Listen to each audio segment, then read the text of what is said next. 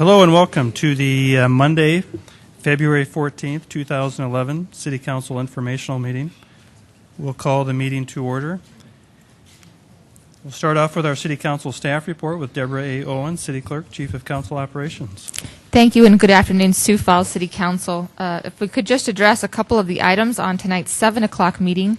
The first item in the on the agenda after the consent, the regular agenda, is being a request by our City Attorney's Office to defer that for 60 days. And so that will be the action you requested to take on that item tonight. And then in addition, on item number 5, just to make sure that you understand that the money, first we talked about it coming from the reserve fund. This money will come from the health department to the county in the ordinance. And so please take a look at that. And then finally, there is an item that will be requested to be walked in by the council. You'll need to have a vote of the council to set it on the agenda. And that has to do with an ordinance for a rezone for the McCrossin Boys Ranch. There will be copies available for the public to review that ahead of time. And so you'll be setting a date of hearing on that, not actually voting on the ordinance tonight, but setting the date of hearing on that item for the 22nd of February. And then on the 22nd of February, there'll be a request to amend that ordinance. And that has to do with there's 3 sections in that ordinance to change the language from a final development plan that will be required for all main uses to later read, prior to construction on any lots in the McCrossin Boys Ranch plan development, a final development plan shall be presented to the Planning Commission for their approval. And that will be the change that you will make at second reading, be requested to make at second reading. And tonight will just be simply to set a date of hearing for that item. And then moving on to a couple of updates. The council has been wanting to web stream those committee meetings. I think we have minutes. We actually did some research on that today. Back on June 21st, we had talked about that. And then later in January 24th, the council had a working session and also talked about that desire to move that forward. And just to remind you, the council pays for all that web streaming and that agenda management program. That is paid for by council. I think we're looking to see if there's how expensive that would be to web stream those meetings by having Tony, who's our camera guy, work on those, usually in between the informational and the 7 o'clock meeting. So there may be incurred an additional expense, and we can probably recover that through our part-time budget with the council. And then lastly, if I could, just to let you know, in terms of the process to reappoint Councilmember Litz's seat, that Northwest District seat, we have confirmed that the League of Women Voters will be the ones to conduct the forum for the council on the 29th of March. That will be televised and web streamed, and the public will be welcome to ask questions of those finalists that will be voted on by the council in the following week, which will be on the 4th of April. And that's all I have for an update. Thank you. Any questions for Deborah? Okay, Deborah, thank you. We'll move on to City Council open discussion. Anybody have any items they'd like to share?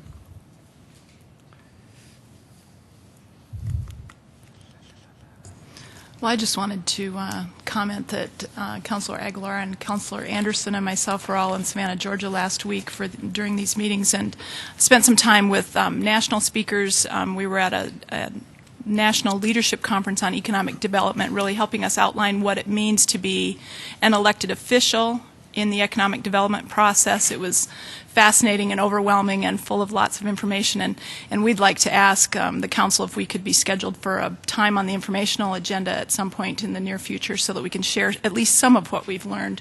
We did report to the Community Development Department and had some good conversation there, but lots of things to share, so we'd like to do that. I think we'd all like to hear what you've learned over there and accountable for your time, what you were doing. Probably the sooner the better. Let's work with the clerks to find a time that fits, but absolutely let's get you all on there. And we'll focus on that for one of our informationals. Good. Thank you. Good. Anybody else with some open discussion items? We just one item if I could bring up. We had gotten an email from the clerk's office regarding our Inside Town Hall recordings. we just need you guys to make sure you look at that email. You know, we're changing the way we do those shows now, so it's going to take a little more planning and preparation before we do each show.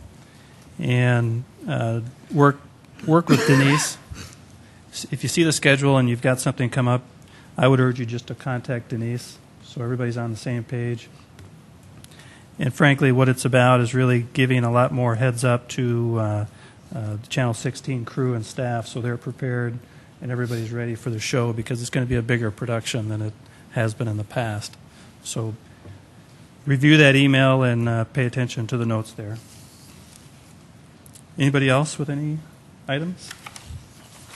If none, we'll move on to our presentations. We'll start off with the Event Center with Mayor Mike Huther and Mark Cotter. Welcome, Mark. Thank you, Council Chair and Councilors.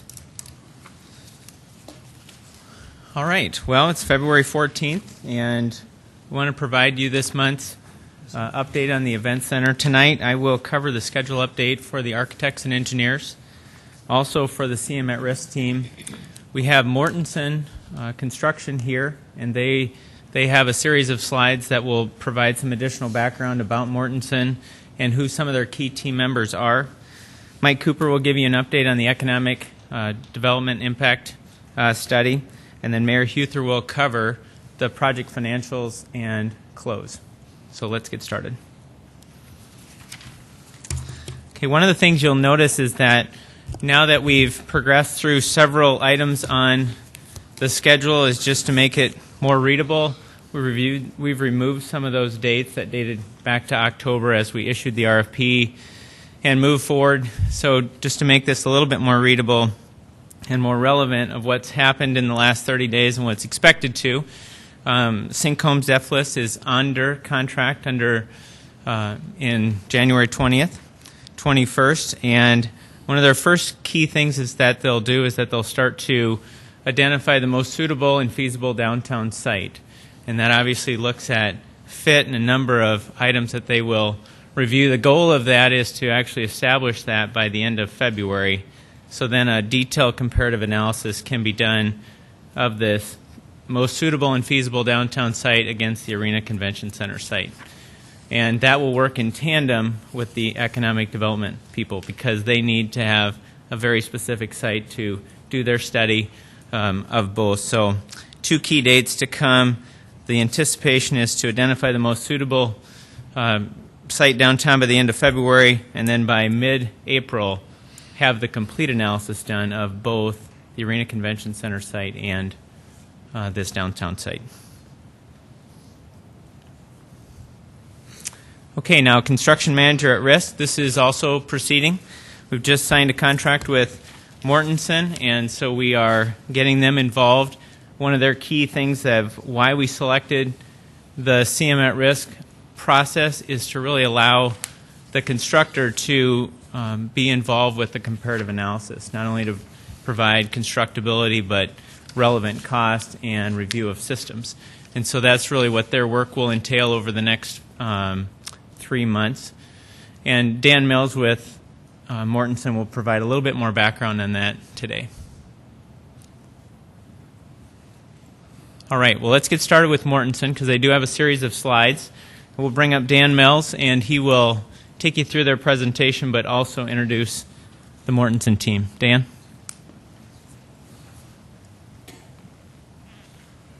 Good evening, everybody, and thanks for the opportunity to talk a little bit about Mortensen and some of our background and introduce some of our key people that you all will be working with here as we move forward with this exciting project. Just a little bit about Mortensen. Mortensen is a privately held construction company based out of the Twin Cities. We do have offices across the Midwest, but our main operations are out of Minneapolis. We are, as I mentioned, privately owned and have significant experience in the the construction of event centers and sports facilities. We're an Upper Midwest company with Upper Midwest values that we're very proud of. Some of the unique qualifications that we have as a firm that we feel are applicable here are that we are ranked number 2 largest sports facilities builder and event center builder in the country. We've had multiple event centers successful here in the upper Midwest and just proven experience with that. On top of that, our superintendent, our general superintendent for this project, lives here in Sioux Falls. He's from Sioux Falls, grew up in this area, and while he travels a lot for the company, he's excited about the opportunity to come home and build a project here in his home city. And we've got quite a bit of experience in working with public agencies at this very, very early stage prior to a vote. And finally, to wrap up our unique experience, is that when we do a project such as this, a large project relative to the region that it's in or the market that it's in, we have a strategy or a model for how we do everything we can to structure the bid packages and the contracts to keep the work local. We understand that this is a local project, a community project that should be built by the contractors of this community. As I mentioned, we do have a focus in the upper Midwest. Some of the notable projects that we built are the projects in the Twin City area, such as Target Field and Target Center, TCF Football Stadium, the XL Energy Center, as well as projects in Denver like Coors Field and the Pepsi Center, and then projects all around the Sioux Falls area, such as the Alaris Center in Grand Forks and the Tyson Event Center in Sioux City, Iowa.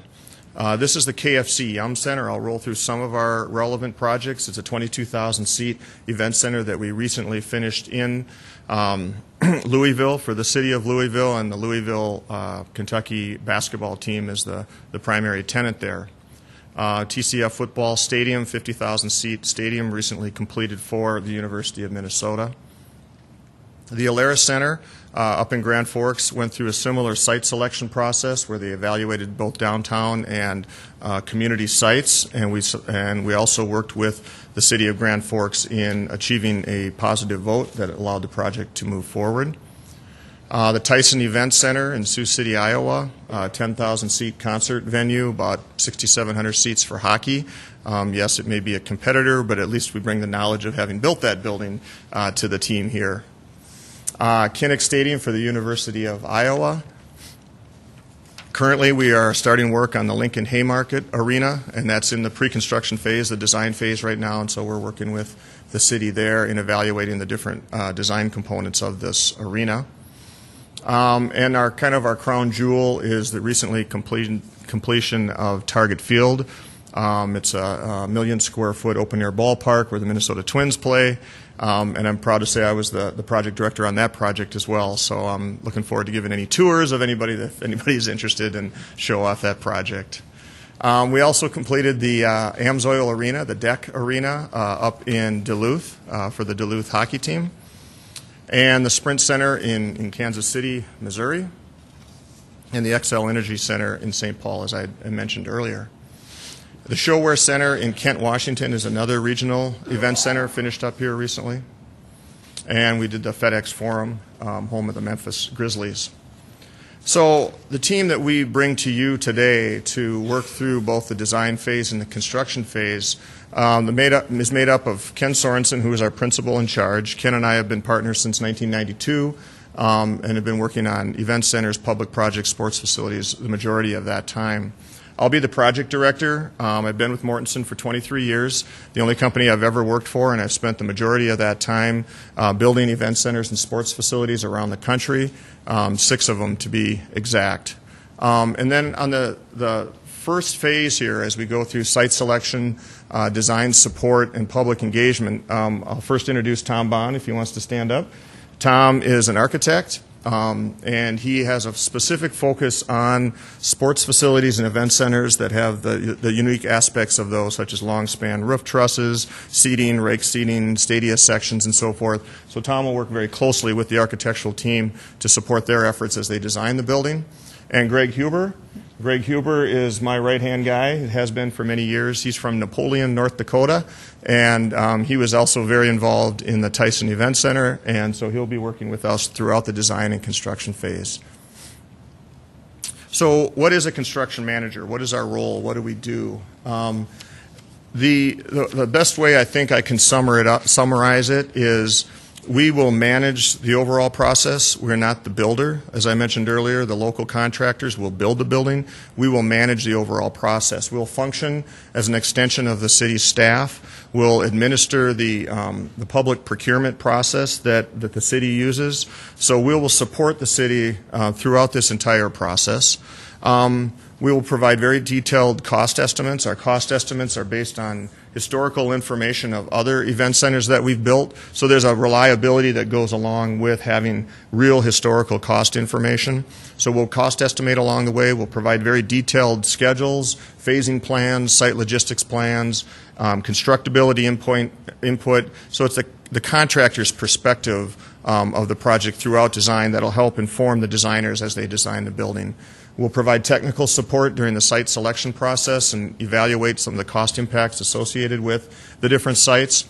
And we will help coordinate this project through the use of building information modeling. Building information modeling is a three-dimensional virtual tool where we work with the design team to draw the building in 3 dimensions on the computer, and then we coordinate all the various disciplines through that software, that three-dimensional software, and allows everybody to visualize the building well in advance of construction. You can do fly-throughs and see exactly what the building looks like, see where the challenges are throughout the design phase. And as I mentioned, we'll develop a bidding strategy that allows us the best opportunity to keep the work local. We'll meet with the local subcontractors and general contractors, understand their capacity, understand where their interests are, and then tailor the bid packages so that they'll have the opportunity to build the project. Then during construction, we'll manage the quality, we'll manage the safety program, all the cost reporting, we'll drive the schedule, we'll help resolve conflicts, and run all the management meetings and so forth.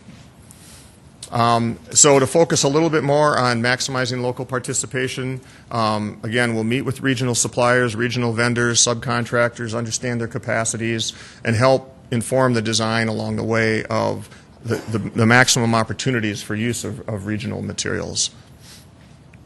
I think I've gone through all of these.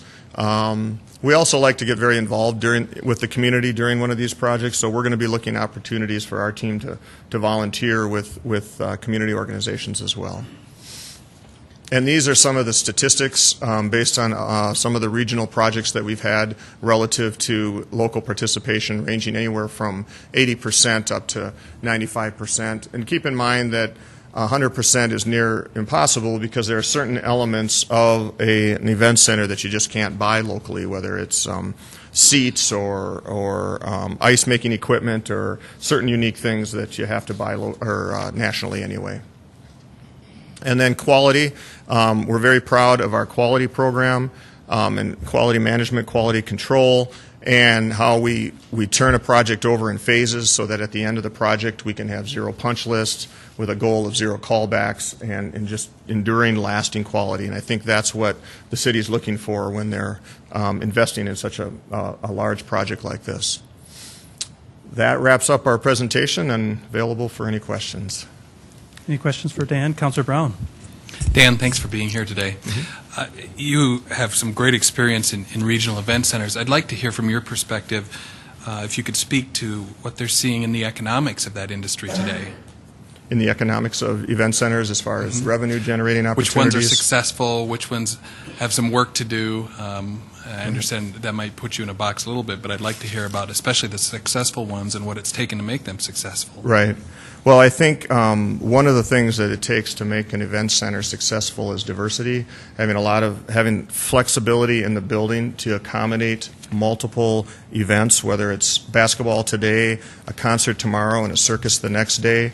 And so the building needs to be designed so that you can turn them over quickly to the next function.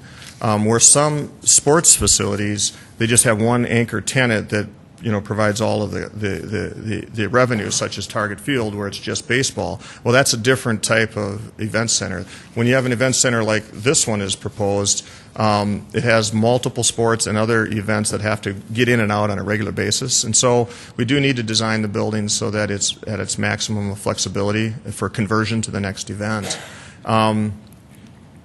And I think there's a lot of other factors that make a facility successful. Accessibility, not just to get to the building, but what is your experience like while you're in the building? Accessibility to bathrooms, accessibility to food, the width of your concourses, how many people you have to crawl over to get to your seat. Just the overall experience while you're in the facility is very critical to making it successful. And then it's a matter of who operates the building and how they can attract the right events and make it exciting for events to want to come here. There's a lot of factors that go into making an event center successful.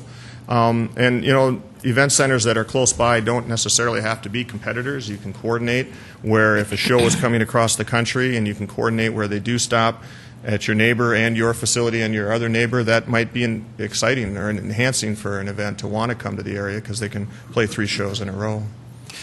And the state of the industry today? The state of the industry? Well, I think while the economy is bad, obviously, a lot of these projects are looked at as, in a way, stimulus projects. It brings jobs, to the construction industry, which is important. The majority of I can't think of an event center that is failing right now or isn't working right now. They all are working and are successful at various levels. And it's not just about how many tickets you sell necessarily, but what it does for the whole economy in the region. Does it put heads on beds and bring people to the restaurants? And the overall impact of the event center it should be measured as an overall impact to the community, not just how much revenue that building generates on a given year. Councilor Anderson. On some of the communities where you were showing examples where you were building event centers, I noticed one of the listings on there was LEED certification. Right. Could you explain that a little further? Right. The question is LEED certification, LEED, which is the U.S. Green Building Council's measurement for sustainability, both in the design and the construction of a facility. And it's a measuring system that the industry uses now it's come out more in the last 5 years or so. And it started out with office buildings and schools and evolved into healthcare facilities. And now the LEED measurement system is being applied to event centers and sports facilities as well.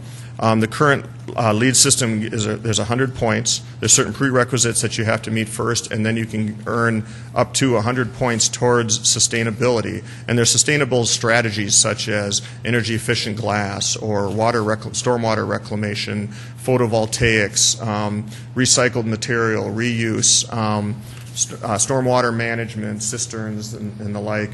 Brownfield redevelopment versus greenfield redevelopment. All of those strategies are measured, and then you can get a LEED certification. And the certification goes from basic LEED, LEED silver, LEED gold, or LEED platinum.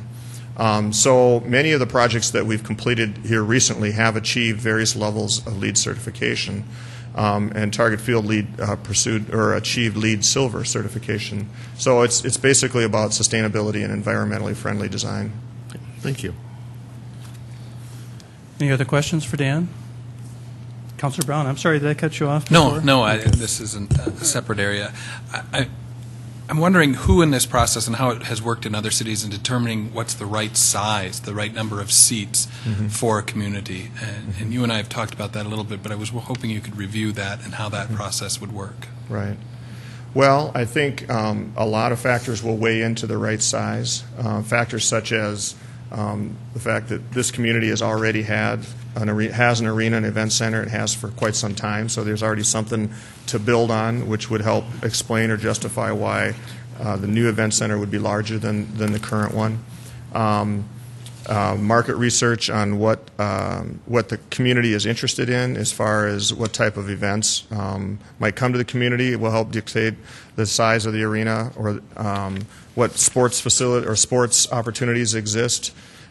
We do have to be careful not to design to Easter Sunday as well, and design a facility that's flexible to accommodate larger events. And there are also strategies that can be used in the design of event centers that allow you to, say, scale the house down for smaller events so you don't feel like you're in a big open chamber for some smaller events. So between the economic studies and impact studies that have been done so far, and the ones that will be done through the design phase, plus the experience of the design team and the construction manager, will all weigh in, and together we'll make a decision on what the right seat count is for the facility. Councilor Aguilar. Could you explain to me or us how you assist with voter education? With voter education? Yeah, on the project. I think there's multiple things that we can do to assist with voter education. One would be through the use of building information modeling, as I mentioned earlier, which is three-dimensional virtual images of what the facility will look like.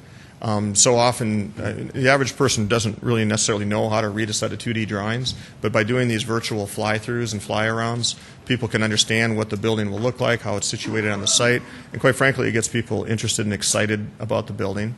We'll provide cost information so that the community has a level of comfort that once we've set a budget, that we're going to stick with that budget and design within that budget. And we have a very strong history of delivering projects on or under budget. So there's a confidence piece that goes along with this that we can bring to the table, confidence that it'll be built for the budget or less, and confidence that it'll be built on time. And then after that, being generally available to voters as they want to ask questions about the process of designing and building a building like this, how they're used, how you get access to the facility, how will the building be built, what type of materials will be used. Will be available as a resource to whomever wants to talk about the local participation, local materials, and so forth. Thank you. Mm-hmm. Councilor Erpenbach. Dan, this is a really obvious question, but I need to hear your answer. I've asked you this before. You're not from around here, Dan, right? I'm from Wisconsin, and yes, I'm a Packer fan, but don't hold that against me. No, I don't care. Tell me what's your favorite spot in Sioux Falls to put this building? Should it be downtown, or should it be at the arena? You personally. That's not a loaded question. For me personally,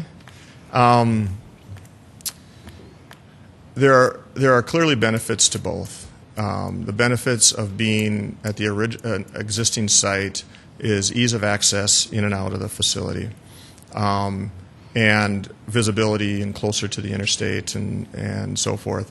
The advantages of being downtown is it can be an economic stimulus for downtown. Can be, it isn't always.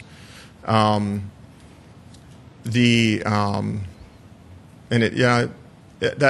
that's a tough question, and one that, for me personally, or for me professionally, I honestly don't have a bias one way or the other. The Alaris Center we built outside on the edge of town. Target Field was built right downtown. Target Field was built downtown because all the infrastructure, the parking structures and utilities and everything were already there. It's just a matter of plunking the building in. For me personally, I like going out to dinner and then walking to an event. But I also like being within a couple blocks and not have to walk 5 or 6 blocks. So, professionally, I could go either way.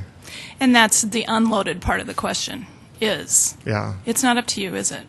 Right. I mean, you're going to help us decide Right. that, but Exactly. you're not coming in here and saying, Sioux Falls, build it here or build it there. Absolutely not. Absolutely not. I really think that a lot of what I've seen so far is that a lot of work has been done researching the two sites, and we're collecting that information now and understanding that information now. And there's still some more work that has to do to kind of really drill in now and finalize the technical review of the pros and cons, and then it's up to the community to weigh in once all that technical information is there. So I honestly don't have a personal opinion of which site it should go on. Well, you told us in a meeting previously, you told us about Target Field and the things that had to happen in order for Target Field to go downtown. And then you've also talked about, now I've lost track of the names of them, but the different places that you have built centers. You elaborate on that just a little bit more. What does it mean to us in terms of what are you looking at when you're in this conversation about where it should go? What are you going to look at from your perspective as the construction manager? The things we look for when evaluating the pros and cons of different sites are availability of utilities, Utilities are a big issue with event centers. When that first quarter break comes and everybody goes to use the bathroom and we have that super flush, utilities need to handle that, and facility or community infrastructures aren't necessarily all designed for that super flush. So utilities are important. Parking is extremely important and a very big cost factor. So studying whether surface parking, the cost for surface parking versus structured parking, is a major factor. Off-site utility and off-site infrastructure upgrades in order to support the building. Does the building have to sit on pipe piles driven down to bedrock, or is the bedrock right below grade where it can sit right on grade? That's a huge swing in the cost of construction. Access to utilities and loading dock, or access to the loading dock and services to the building is important. These event centers are as much about the fan experience as they are about the operator experience and being able to operate the building efficiently and do the quick turnovers, as I was mentioning earlier. So those are all the real tangible construction cost impacts of what a building might have depending on what site it's on. And that's what we're working on right now, is evaluating those upfront cost impacts. Good. Thanks. Thanks. Dan, if I could, a question for you. Through your experience and all these great facilities that you've built or been a part of, have you determined an average cost per seat for construction? So if a community wants to build a 20,000-seat event center, is there any rationale to an average cost that somebody or a community would expect to spend? There's a relatively complicated cost formula, or a formula that we go through for establishing the right budget for a project, and that's what we'll be doing once we start getting into programming. But what some of the criteria, what we evaluate when establishing the budget, is square feet per seat. You first have to kind of look at a bunch of buildings and say, what is the average, or what is the right gross square feet per seat, and then you multiply that times the seat, so then you get the gross square footage of a building. Then you take a look at the various building systems, whether it's foundations, structure, enclosure, conveying, mechanical, electrical, site, interiors. And what we'll do is we'll take a look at 10 other buildings, and we'll look at the cost of each of those systems. And between that and the formula for calculating the overall gross square footage of the building, we'll build a budget for a project like this, working with the architect and overlaying our information with their information. And then that's our design to budget. And so then we tell the civil engineer, you design to this. We tell the mechanical engineer, you design to that. Electrical engineer, you design to this.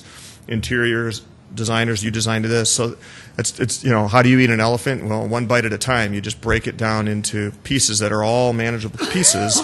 Everybody has their task, and you bring it all back together. So that's the process we go through to maintain the budget, or to establish the budget. I'm giving you way too long of an answer, sorry. But I like talking about this because this is what I do for a living. So then once the design team designs it to a certain degree, then we do a full-scale cost estimate and compare it back to the budget. And if there are components that are creeping high, we find ways to design that system back down to its respective budget. You sound very capable of doing this job. Okay. It sounds like you've got a lot of great experience to get the job done. And I'll take your word for it. What I'm trying to get is a kind of a layman's perception of the value of building, like the Alaris Center. I was just going through this great list, 13 to 19,000 seat venue at the Alaris Center.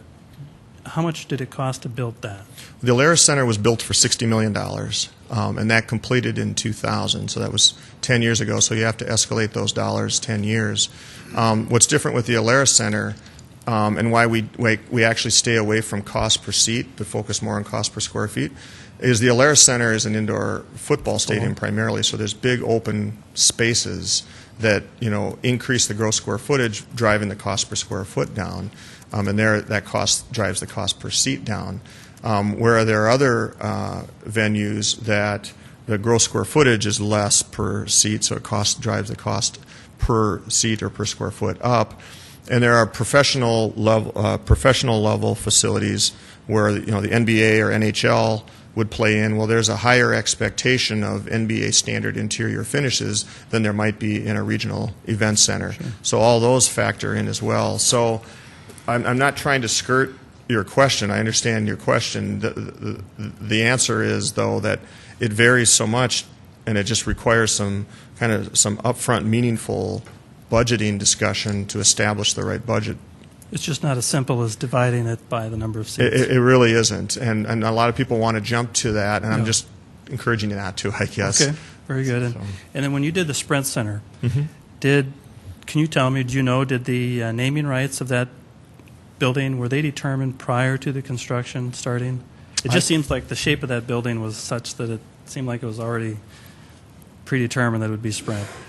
Do you guys know? I don't think so. I think the naming rights came out after construction started, so that came after. It's fairly common for sponsorships, naming rights to come out sometime during construction or towards the end of construction, actually. I saw the KFC Yum Center. Yeah, Is that what I saw? it's memorable, isn't it? It's obnoxious but memorable, and I think that's by design. They want people to remember the KFC Yum Center by its name, so that's. Whatever it takes. Councilor Anderson. Question for Mark Cotter. Mark, in one of our earlier presentations, I believe,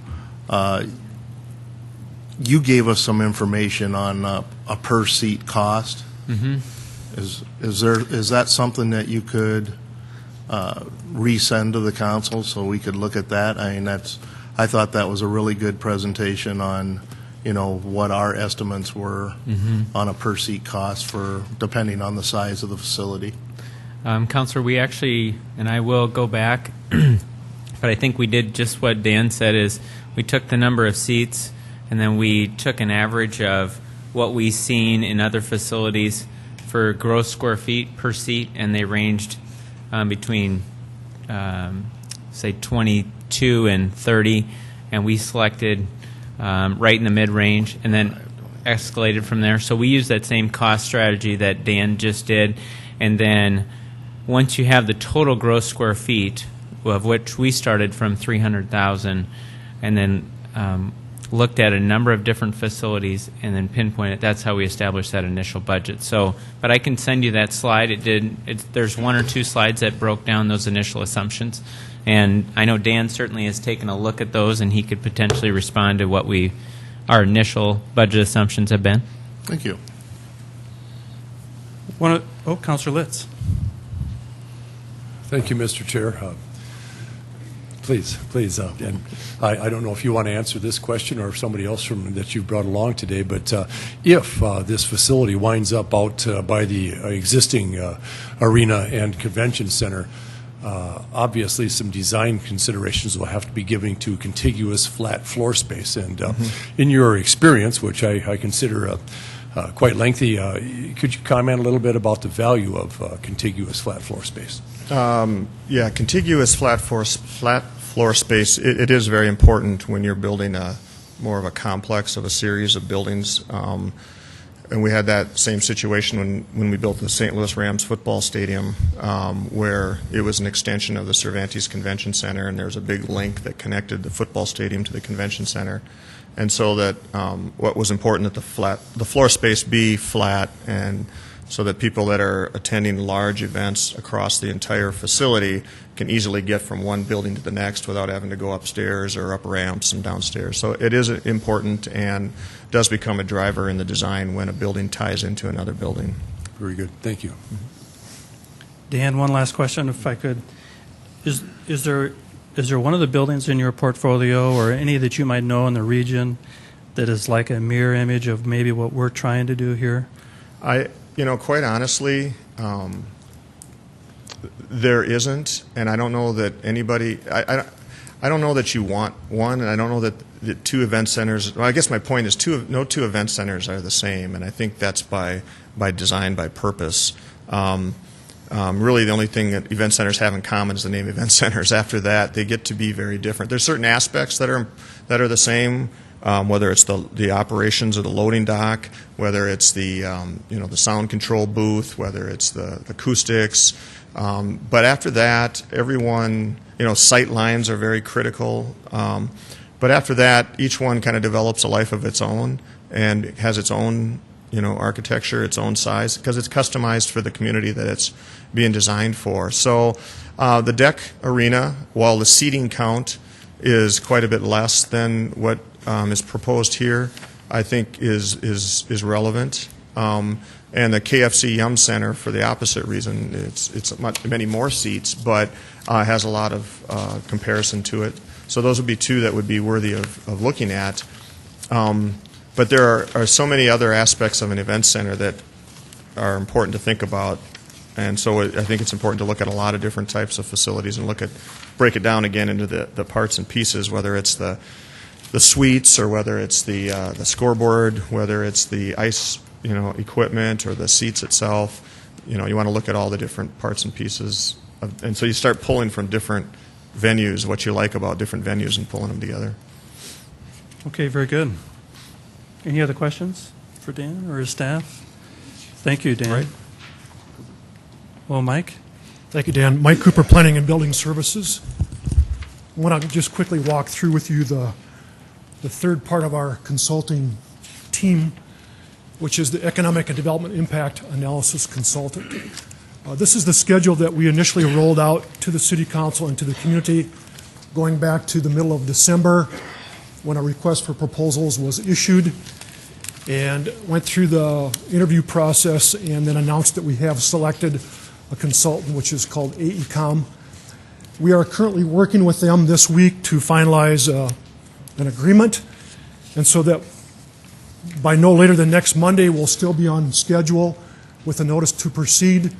The consultant has indicated that they are going to be able to do this analysis within the 60-day time frame which we initially proposed, so that, again, by mid-April, this process would be completed. Again, we had a selection evaluation team made up of 4 city staff as well as 4 non-city staff. And one of our evaluation team members that you know very well and is extremely enthused about this process was willing to join us today to kind of tell you from his perspective how we came up with AECOM as our final selection. And that's Tom Bosch, the general manager with the Downtown Holiday Inn. And so we're going to turn this over to Tom to quickly go through, just again, a little overview of the selection process.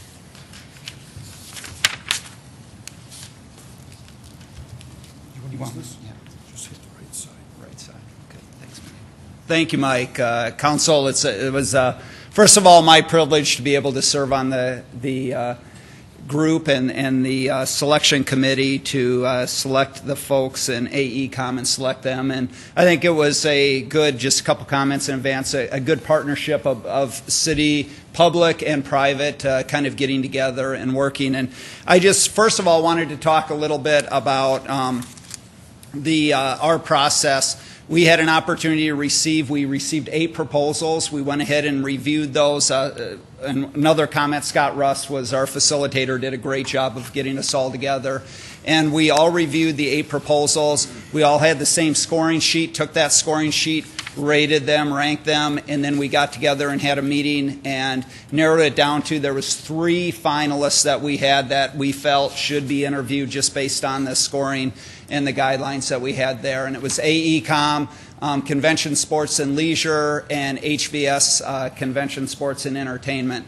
Those 3 entities came in and the people that would be heading that and gave us their proposal that they would have. And the selection, as Mike mentioned, AECOM was selected, felt extremely comfortable with their abilities to deliver what we were looking for. David Stone is actually going to be the leader from their company that's going to be heading this project, along with help of a gentleman, Mr. Lance Harris, who is based out of Minneapolis. David is actually based out of the Chicago area. And then looking at AECOM and why AECOM, just a few items that really came out from talking with that is, first of all, their events center, their economic impact experience that they had. Actually, it was shared earlier, the KFC Yum Center in Louisville, they actually were involved in that process of doing the economic impact from that aspect. They worked for 10 years as a company. David did not himself, but AECOM was very, very involved in the studies and have been over the years in Des Moines and the Wells Fargo Center located there. And then also currently are working with Green Bay, Wisconsin and Lambeau Field on doing an economic study of around Lambeau Field and the potentials there. So looking at their history that they had of event centers and like facilities. Also looking at their experience with land development and facility planning that they had.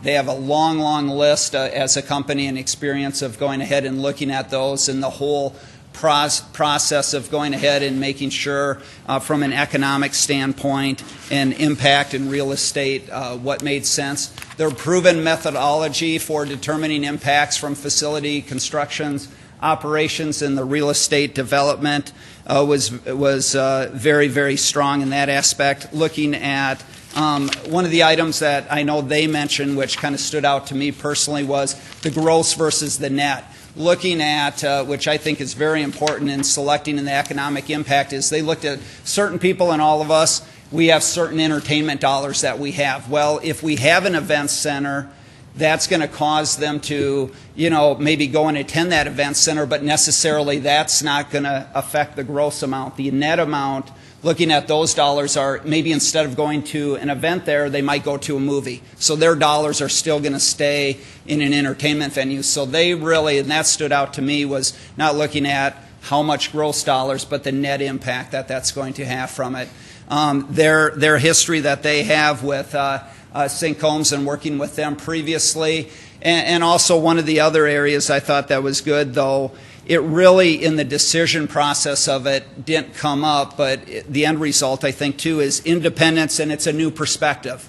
They have not done work previously with the city, but so I think they can bring a new perspective in when they go ahead and they select as far as, or not select, but give us the side-by-side economic impact that they have. So once again, thank you. It was a pleasure to serve in this capacity. Obviously, we're excited about this third member of our consulting team, and from there, we'll turn it over to Mayor Uther.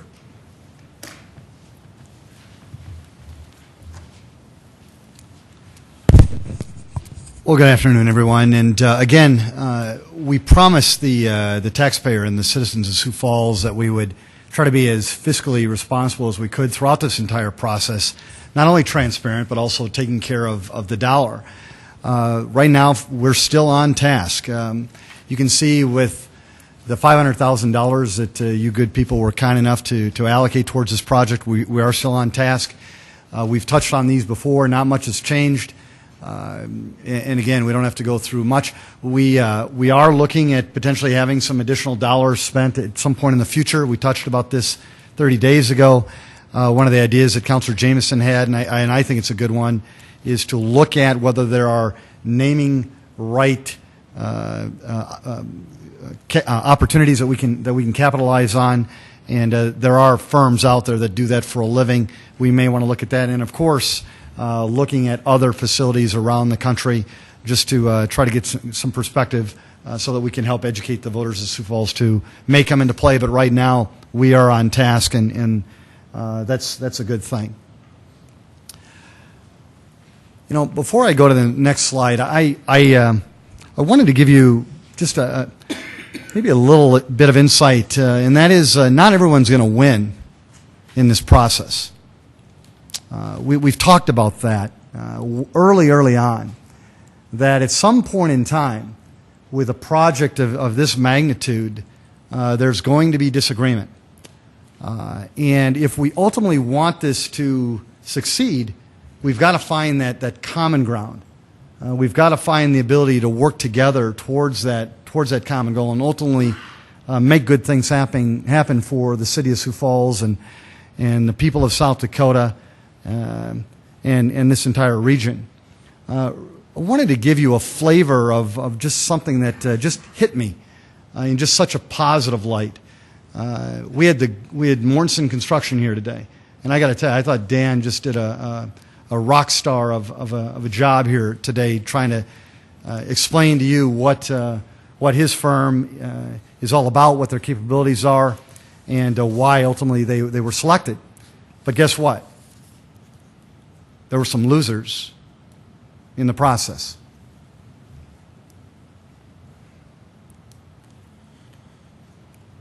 It's a letter, it's an email from one of the losers on the project, dated to Mark Cotter on Friday, January 21st. It was received at 1:56 p.m.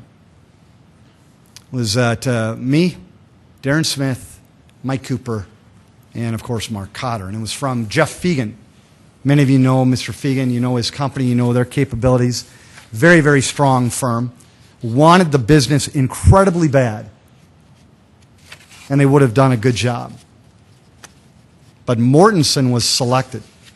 I want to read this to you. Mayor and team. This is from Mark. I just received a call from Jeff Fegan. He was very respectful of the process and appreciated being part of the 3 teams that were interviewed. He wanted me to pass along to each of you that if there's anything he can do or provide advice on, he is more than willing to help. First-class person and company. Mr. Fegan doesn't know that I'm presenting this email to the people of Sioux Falls today, and he doesn't know that I'm presenting it to all of you today. I didn't ask for his permission. I probably should have, but I didn't. This is how we'll get this done.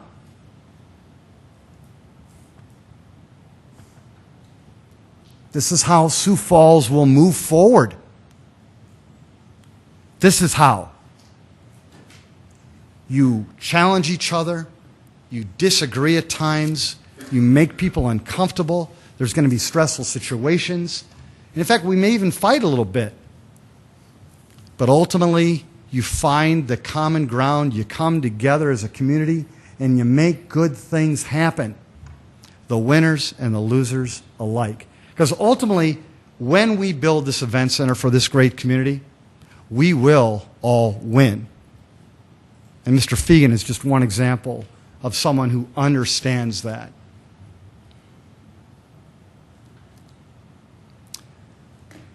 This is our next presentation is going to be on March 21st, and it's going to be a good one. I thought this one was superb, but the next one's going to be, I think, even better. Because as you can tell, Councilor Urbanbach, we're putting some real meat on the bone. We're finally getting to some of these answers that we've been waiting for years, and they're coming. Also, we are going to present a financial analysis to the city. Now that Tracy Turbeck is here, he was in last night on Sunday. I was in last night. He was in last night, getting ready to go, and he'll present along with Tom Huber and the team. They'll present a financial analysis on what is the state of the city. How well are we doing? How strong is this town of Sioux Falls? And maybe in fact you'll challenge them a little bit then on the potential for us to even build an event center of this magnitude. But that will be coming. I would expect it will be coming in the next 30 to 45 days. And Sioux Falls progress continues. We told you we needed experts to ultimately gain more trust of the people of Sioux Falls, gain your confidence, City Council, and I think we've done that well. That comparative analysis has begun, and with people like Mortensen and Don Detlefs and their team and AECOM, I think they'll really do some good things, and we are getting smarter. Tell you, I've learned a lot in this process, and I think all of you have too. And the whole city is getting smarter. We are working to keep you engaged. We promised you that we would do that, and we're doing that. I believe that we are truly following through as we said we would. We've given you access to all of these people, and it's fair game, and it should be. It's one of the most critical investments we're going to make in the city's history. It's not a cheap one. It's a $100 million investment. You should have access to these people. And I truly believe this process has been fair, it's been professional, and I think the most important thing, it's constructive. We are farther today than we were yesterday. We'll be farther tomorrow than we are today.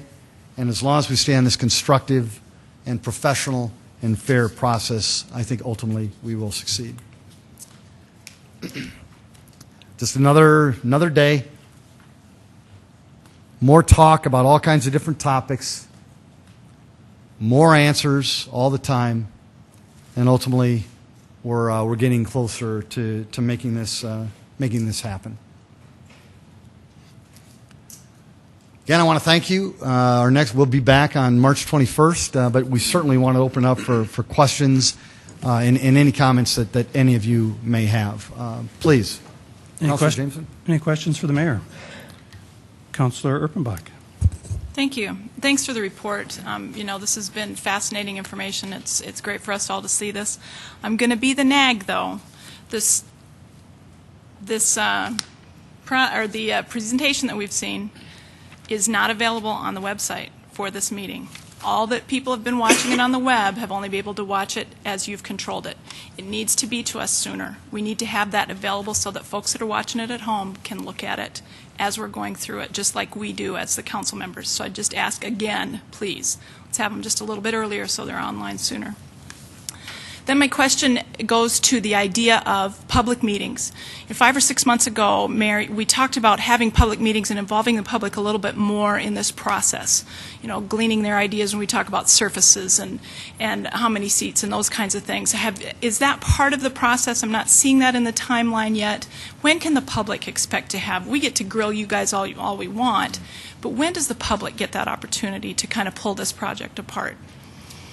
Well, I still think we had so much to do even to get to a point where we can even talk about what it is that we're going to talk about. I don't think that this, just talking about all kinds of things without knowing for sure, can we build a 12,000 seat arena for $100 million? Can we do that? I think we needed to hire the professionals to help us do that. I believe that in the next 30 to 60 days, and we've laid out the timeline here, that once that information is then put together and it's factual and it's as accurate as we can make it, then the process begins. And in fact, I think that Don Detlefs and his team talked about that 30 days ago. They actually go out there and begin to engage the public more and more and try to help them understand the ins and outs of the project, and we need them to. We need them to. Whether it's a speakers bureau or speakers bureaus, we need to go out there and help engage the public. Also, listen and learn from them, and ultimately we will. It's just probably been just way too early in the process. All I did is I brought to you kind of an idea or a vision.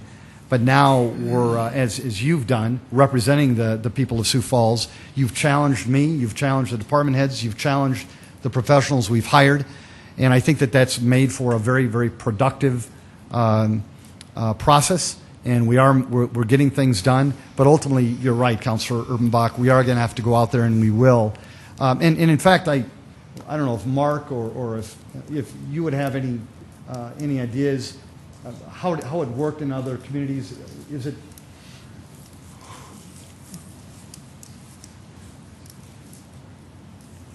Community involvement is obviously very important, but until we have the whole basketball team assembled, I don't think you wanted us to just come out in parts and pieces, because we're all going to complement each other. The economic impact group and the architect, the construction manager, the folks that weigh in on the operations of the building, and everything that comes together. So we're just getting in the rhythm now of meeting and talking on a regular basis and sharing best practices and so forth amongst all of us. So we just need a little bit more time to get our arms around all of the data that's been prepared in the past, over the past years, and start peeling away things that don't matter and focusing on what things do matter.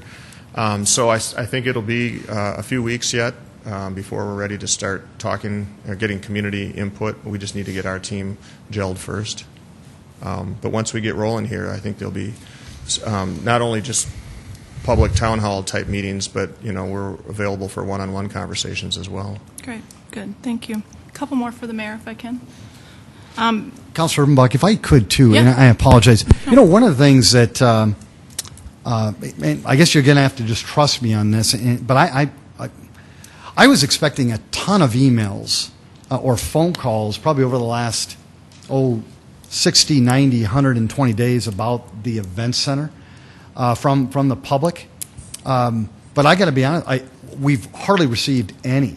And I think that's because people are gaining confidence that we are going to do what we said we were going to do. You know, we're providing them these every 30-day updates, as you folks demanded and you should have. They can go to the websites. They can look at all these presentations. You folks have been diligent in your questions, and of course the media has been wonderful in terms of reporting it. So I know that time will come, Councilor Rippenbach, where the city's going to demand it. But right now, I think they're confident and trustful in the process, and I think that's a good thing. I apologize for interrupting. No, and I understand that, and I'm not getting a terrible amount of them either, but that's one of our jobs as council members, is that we need to keep that on task, and we do represent those folks that are out there, as you do, but we're even on a more personal scale sometimes because of the district system and all of that. So that's important to me, that we follow through with those promises that we have made as a group. Not only have you made those promises, we've made those promises.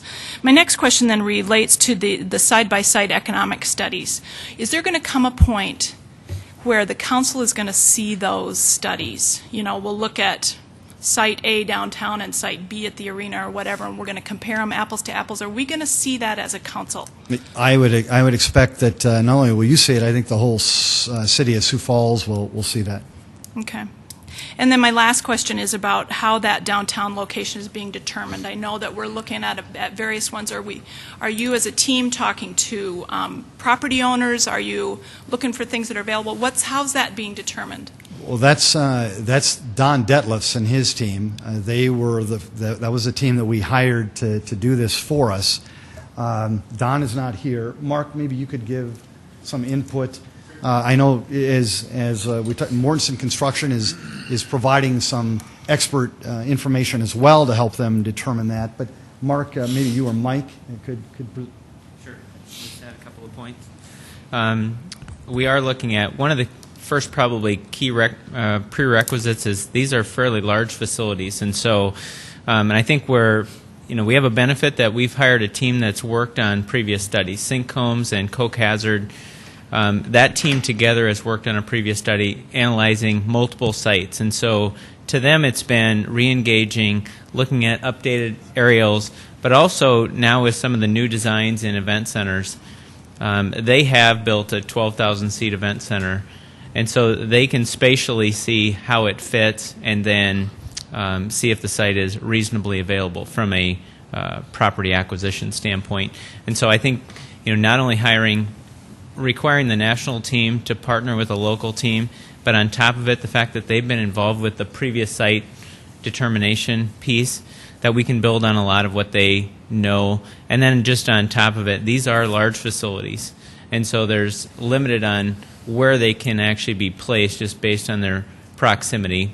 And then there's just a whole other list of items that they looked for that were listed out in the RFP that we want them to look at for criteria. So I would expect once they get to that point, we'll certainly have St. Combs in town, and they'll take us through their list of analysis and the reasons why, because they've certainly been involved with these in other cities. So be honest with me, Mark, are there sacred cows downtown? Are there places we're just not looking at because there's a building there that we don't want to tear down? Or is it just kind of a blank slate at this point? Well, I mean, I think, too, there's a number of factors. But I think one of the, if you were to look at this from, say, would we ever condemn for an event center like you would condemn land for a roadway, I think the courts would see that much different. And so I think we've certainly looked at it from a standpoint of what is reasonable, because we have a very productive downtown. And so we've looked at it from, first of all, fit. These are large facilities. And so they can look at the aerial images, new aerial images. Obviously, like Dan said, parking is a key consideration, and so you have to look at access and a number of all those factors. So they're looking at that. They're obviously We have a team that knows Sioux Falls. Coke Hazard and St. Combs, they've worked here before, but also Coke Hazard's obviously very well integrated into Sioux Falls. So they know those available downtown sites. Okay. Good, thanks. You're welcome. Councilor Brown. Mayor, first of all, thank you for the presentation. You're welcome. A friendly reminder, I hope that the upcoming CIP, the Capital Improvement Plan, would include the price tag of the pavilion in it. Pavilion? Excuse me, the event center. Okay. You caught me off guard there. Sorry. I think it's important that, people find it Right, no. surprising that it isn't in there currently. So in the plan that you're working on today, I hope that the event center is included in that. So Thank you. I think the message is Thank you. that we can't have it all as a city. So Thank in you. that 5-year planning, we need to be able to show the public there is something you'll have to give up as a result of the event center too. Thank you and very much. it's fine if they're willing to do that, but we need to be very transparent about that. Hallelujah. Thank you. Any other questions? That's exactly what I was hoping you would say today. Thank you, Councilor Brown. Mayor, if I could, a couple of Please. questions. Or Councilor Rolfing? Oh. I just want to clarify the process and this whole event center strategy here. When the economic impact study is completed, Yes. isn't there a group of 10 people who are going to decide to which location they'll select? No. So you're going to actually bring that results to us and then we'll vote? Well, How is that? I think we'll bring the results to the people, and including you're part of the people, and then let's evaluate what they come up with. Meaning they'll make a recommendation? Well, I'm sure that they'll present to us the analysis, and then we'll evaluate the analysis. But there'll be no vote by this council, right? I mean, I thought I understood it as a group of 10 that was going to decide the outcome based on those results, and they would look at the report and say, it's obvious that this is the right location here.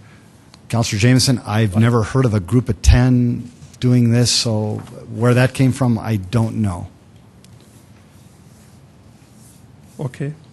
I guess I thought there was a holy 10 that I remember in one of the first groups that Ann Hayek had kind of maybe raised a few questions about the idea that there were 5 city employees and 5 others, and that was the group that was going to determine the selection. That group hired. They were put in place to evaluate the architect and engineering team, to find us an architect and engineering team. Okay, just help me then. Help me understand the process when this economic study comes back. We had 10 Pardon me, people. Mayor, just a I'm second. sorry. When the economic study comes back, and the outcome is whatever it is the outcome that group determines is going to just settle it? Will that be the determining factor, or will it come to us, and this group will evaluate the data on their own and say, based on what we see, we think this is the right location? Is that going to happen? Well, Councilor Jameson, I don't know what the results are yet, so I think we should allow that to come forward. For example, if the AECOM were to come back and to say this thing's going to lose $50 million a year for the next 20 years, this mayor is not going to come to you or to the people of Sioux Falls and say, let's build a new event center. I think that we need to allow the process to work. Let's evaluate what the numbers are. Let's evaluate what we find, and then we can, as a city council and as a mayor, we can determine the next steps. Okay. But there's not a secret group of 10 that's going to decide. Not a secret. I didn't say what's gonna secret. happen. Just I said holy. Holy? Okay. Holy, or there's not a holy one either. But thank you, Councilor Jameson. Okay. Any other Councilor Litz? Yeah. Thank you, Mr. Chair. I just want to compliment the mayor on the way this process is going out. It's way better than I'd expected. I think it's very public. It's very informative, and I would just urge out of my colleagues, and I'm really sorry I won't be here to see the completion of this because I'm really excited about it. But I would just urge patience and let the facts come out. Let these things come out that we have to find out about before we form an opinion. And Michelle, I really admired you when you got on this council. You said, I don't care what people think or they've got a feeling about, let's see some evidence, and I agree with that. And I think it's very important in this that we let all these things play out. And like the mayor said, we don't even know if we're going to build one. What happens if it does wind up $50 million in the hole every year? It ain't flying, that. And I'm just very confident the way this thing is unfolded publicly at this point. You can't go back into having some sort of a secret vote, or you can't go back into having a small select group in this city decide this thing for you. It just ain't happening, And boy, I just hope this thing goes forward. I hope the economic reports come out and they're favorable for Sioux Falls in both locations. Obviously, one of those is going to be a winner too, and that's what we got to look at for the taxpayers, the bottom line of this thing and how it's going to operate. That said, we live in a state called South Dakota, and we've been paying attention to what's going on at the legislature, and God bless them, I love them, but there's just some people in South Dakota, if they won the lottery, it'd be, darn it, now I got to buy a new wallet. And, we're going to have that element out there, and we're going to have to deal with that, and it's hard enough because, frankly, I don't, I want this city to progress on and move on like it's supposed to do, in a positive, optimistic fashion, and I believe it will. And I think most of us are basically, is the glass half full or it's half empty? We're looking at it half full. We really are. So, the whole thing that I'm urging here is just a little more patience. Let this thing flesh itself out because, the mayor, these folks out here really don't even know all the answers to what we're going to be deciding on pretty soon, or if we're going to decide on it, or if we're even going to want to decide on it. So, that said, just please have some patience, Sioux Falls. Councilor Erpenbach. I just had a question for Councilor Litz. Are you leaving town? Are you? Well, you're not going to be here to see this happen? I'm certainly going to another world, Michelle, and I won't be here to decide. It sounded like you were dying or something, Bob. I just no, wanted to make sure I, you're going to be here when it opens. Well, that said, you just never know what tomorrow might bring, and I've been around long enough to figure that one out. But no, I will be leaving this city council and all the things that it brings with it and all the fun I've had with you folks and all the excitement, of sitting in this chair that it brings. And, you'll be replacing it with somebody very capable. I have no doubt, and I doubt if a couple of weeks after I'm gone I'll be even missed. But I'll be sitting over that county building watching. So. Well, I appreciate the ability to tease you, Councilor Litz, and I appreciate also your positive attitude about the process. Thank you, Michelle. All right, Mayor, I think we're done. Thank you. Councilor Jameson, thank you so much, and thanks to all of you. Next month will be even more fun than this month. Make it a great day. Very good. Thanks. We'll move on to our next presentation with the Transit Development Plan and proposed transit route changes with Deborah Gaikowski, Transit Planner. Hi, Deborah. Good afternoon. My name is Deborah Gaikowski. I'm here to talk about the Transit Development Plan. This is a 5-year plan covering the years from 2011 to 2015. The purpose of the Transit Development Plan is to give the transit system some direction and guidance in its activities and to help promote the system. Collectively, this helps to create a vision of where we would like to see the transit system in the future.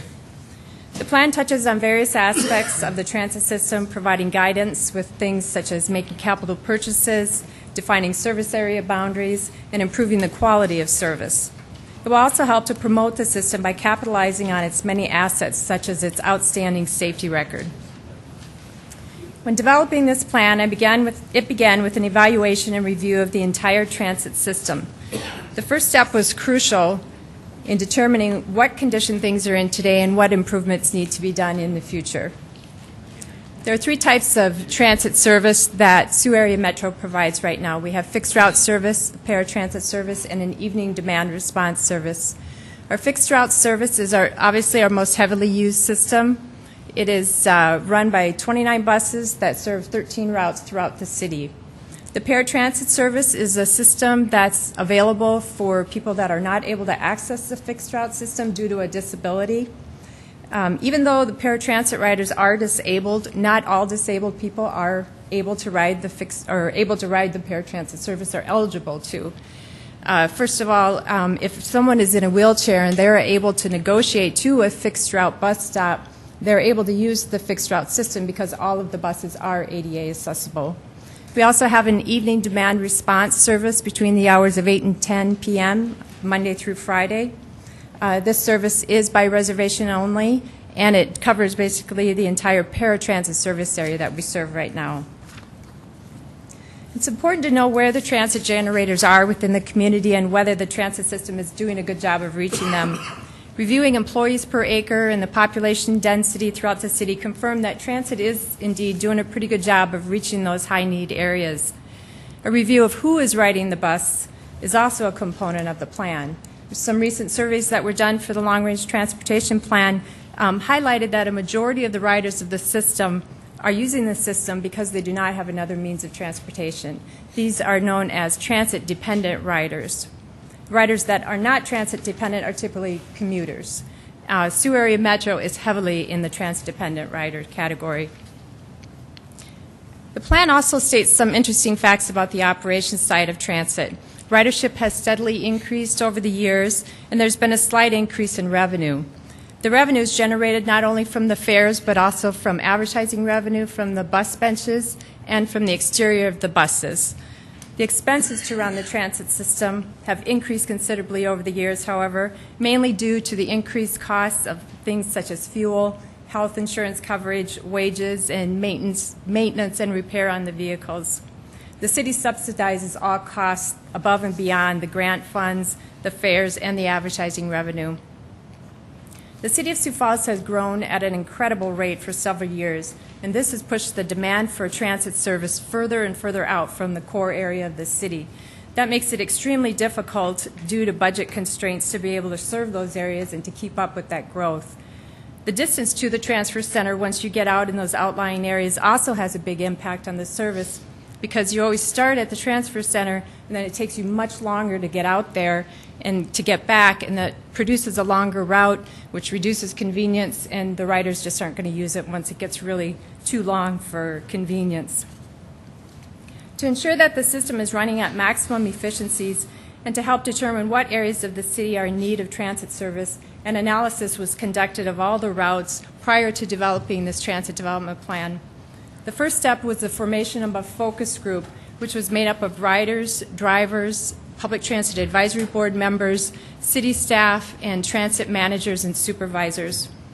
The group met approximately once each week to review each and every one of the routes, and after we were finished with that, we came up with several proposed changes to the routes.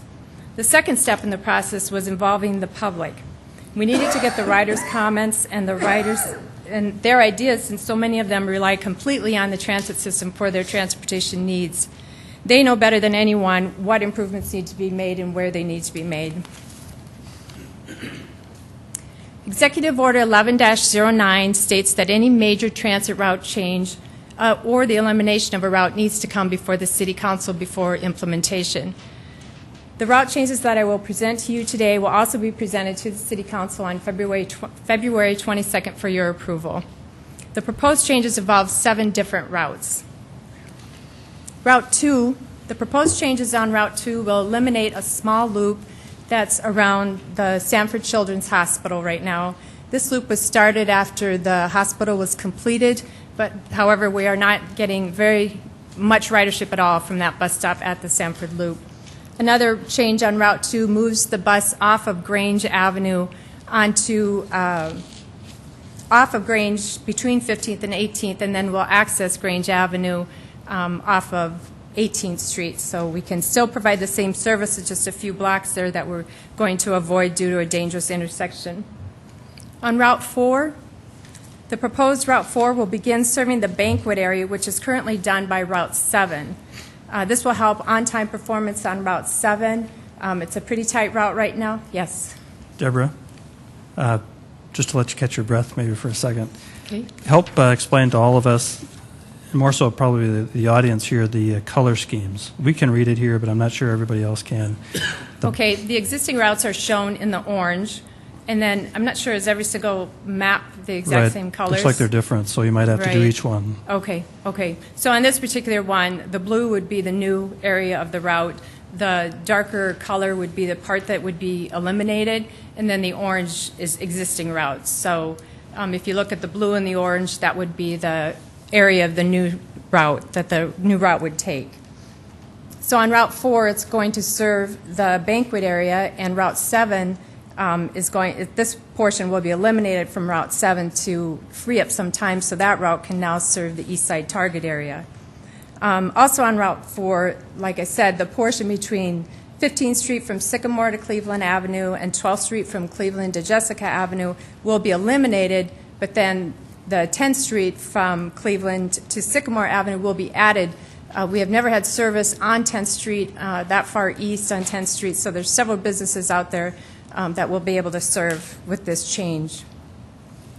Route 8, right here, Route 8, the new area is in red. The part eliminated is the darkest line. It's a little bit difficult to see on this one. And then the lighter yellowish orangish color is the existing route. So proposed Route 8 will shift its inbound route off of Main Avenue and will stay on Cliff Avenue. We've had a lot of difficulty with this particular route staying on time. So by staying on Cliff Avenue, it will be a much more direct route to the downtown transfer center. And then it's also an area where you can go a little bit higher speed than on Main Avenue. So it will free up some time on that particular route. Route 12. Route 12 would be completely eliminated. It shows it all in the darker line. It was started in 2009, and since it began, the ridership has been about 250 rides per month. And just to put that into comparison with some of our other routes, Route 7 in January of 2011 had over 15,000 rides in the month, and this one had approximately 250 on a regular basis. So due to that low ridership, it's proposed to discontinue this Route 12 and to use those savings in operating funds to make some improvements to Route 10 and Route 11. So Route 10, there's a pretty big portion that's being removed here. That is in the darkest color up there. The green is existing, and the red would be new portions of the route. So Route 10 is a route that takes an entire hour right now to get from the downtown bus stop to the Southwest Transfer Center. It's proposed that Route 10 be modified to shorten it up quite a bit so that the trip out and back would be about cut in half from what it is right now. And even though Route 10 is a long route right now, we've had incredible ridership on that route. In 2005, we had over 49,000 rides in the year, and in 2010, we were up to over 81,000 rides in a year. So by making this change, it really is going to have a positive impact on a lot of people, since there are a lot of people using the route right now. Route 11. The changes to Route 10 does require that Route 11 pick up some of that area that Route 10 that would be eliminated on Route 10. So this route would run every half hour, and it would be a much more convenient route than it is right now, and much more convenient for the residents there in the southwest part of the city. Route 19, the yellow would be the new areas, the darkest would be areas eliminated, the light orange would be the areas that would be existing route. This route changes considerably, and it just covered a lot of area where there was absolutely nothing out there, especially in the western portion of the route. So we would like to, we've had several requests for services to the northern part of the city, like up to Esurance. There's some HUD housing up there, so we were able to modify it enough to push it just a little bit further now north to at least reach some of those HUD housing facilities. We would like to go even further north in the future, but at this point, that's about all we can do right now. So the main goals for the Sioux Area Metro for the next 5 years will make the city's public transit system a competitive system, a comprehensive system, and a convenient system for all the citizens of Sioux Falls. These goals will be met through technological improvements such as security cameras on the buses, facility improvements such as improved bus stop signage and ADA upgrades, some more operational analyses on a regular basis to evaluate the routes routinely so we know where improvements are needed, and to also evaluate our system operation methods. Right now we have what's called a hub and spoke system. The hub is basically the transfer center, and all the routes radiate out from that point. Another way of operating a system is to do a grid system where you basically are crossing across the city up and down and across, and there could be some efficiencies in that, so we would like to look at that possibility in the future of maybe doing something like that. And there's also community awareness. We'd like to do more partnerships and more coordination initiatives to provide a better overall service for the city. I can take any questions. Questions for Deborah? Councilor Brown? Deborah, thank you. The maps that you just showed here are not in the files for the public to see. Can you get that to the clerk's office? Because I suspect a lot of people will want to look at those maps pretty closely, and I would, with more time, like to examine those as well. So. Certainly.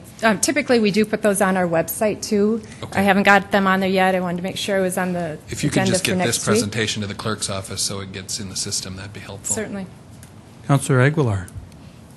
Deborah, I just have some questions about the process itself and the role of city council. You said that by executive order we will have to approve the plan. Is this the normal timeline for this plan development? I mean, did it end at 2010, so we're doing 2011 to 2015? Actually, it hasn't been done for over 10 years, I believe. And transit development plans are a pretty typical process within transit systems, so it was really time to start with that whole process again. You said that consumers were utilized during the process. Can you tell me how they were utilized? They participated in our focus group to help us evaluate each and every route. We had, riders that are using the system on a daily basis have their input. Plus, we had the open house with the public participation process. We had it on our website where they could send me emails with their comments, and we did receive a lot. And we had handwritten comment cards down at the transit center as well. Can you clarify how the plan is implemented? So if you need to have city council approval of the changes, none of this has been implemented at this point? That's correct. And when I say I need council approval, I need it on major changes. So there's been a few routes with minor changes that have been implemented. I believe there were 4 routes. These are considered major changes. When it's over a certain distance, or if you're actually eliminating a route, then we need council approval. Has council been apprised of those changes in any way, or could we see what other changes have? The minor changes, I think we'd like to Sure. see the total plan. I can get that to you. Councillor Erpenbach. Thank you. Deborah, thanks for the presentation. I read the 34-page report that's also available on the website that goes with our meeting notes, so I'd encourage folks to read that as well. Councilor Brown asked for the maps, and that's important too because people are going to want to make comparison with those notes. My first question for you is, have we considered raising rates recently?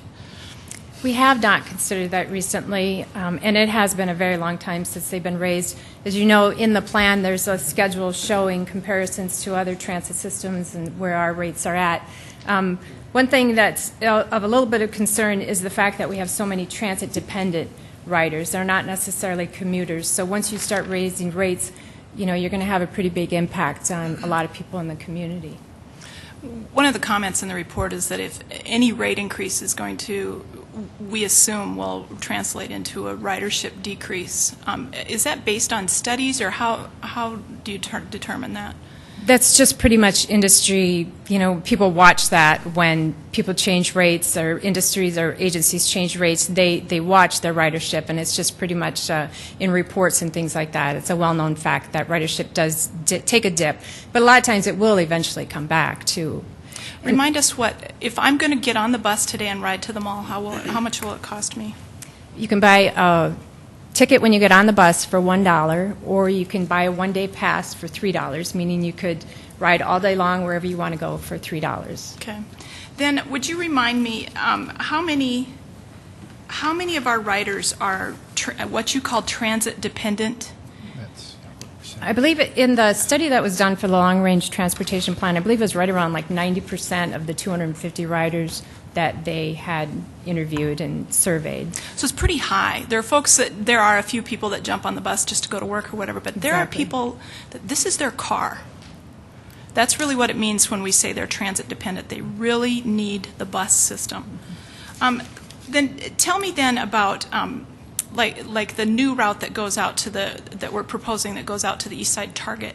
How do you know, and this is just for my own, I don't understand how you do this. How do you know how long it will take to drive that route and get people there and back and whatever? What's that process like?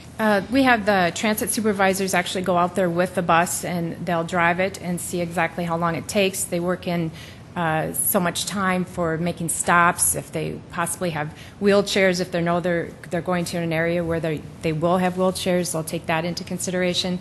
This is done on a regular basis, so they know about how much time it takes to load somebody and how much at each stop. So I kind of rely on them for their expertise too. When you look at some of these maps, you'll see that, and I don't remember the numbers, but there's a place where you move a route closer to Axtell Park from where it goes now, and there's actually a shelter on the existing route, but there's not a shelter on the new route. If we approve that change, will you pick that shelter up and move it, or what's your process with that? That's one thing. Once we decide, or once we find out that indeed we are going to move the route, then we look at all the stops, look at how many benches we have, look at how many shelters we have, and try to transport those to the new route in, high ridership areas so that, yes, indeed, we still have those amenities for the riders. One of those routes that has been changed perhaps already is the loop into the mall. Is that correct, or is that part of this plan? That's part of this plan. Have the shelters out at the mall been moved already? There used to be a shelter on the west side of the mall, I believe, and we no longer go all the way through. We just go to the JCPenney entrance right there, and there's a shelter right there in the corner of the mall, and then go back out. So we're proposing just to eliminate that little loop. We don't want to go into the mall at all. Can you talk about that? Sure. We're right there at the entrance to the JCPenney. At the JCPenney entrance, we have a stop there.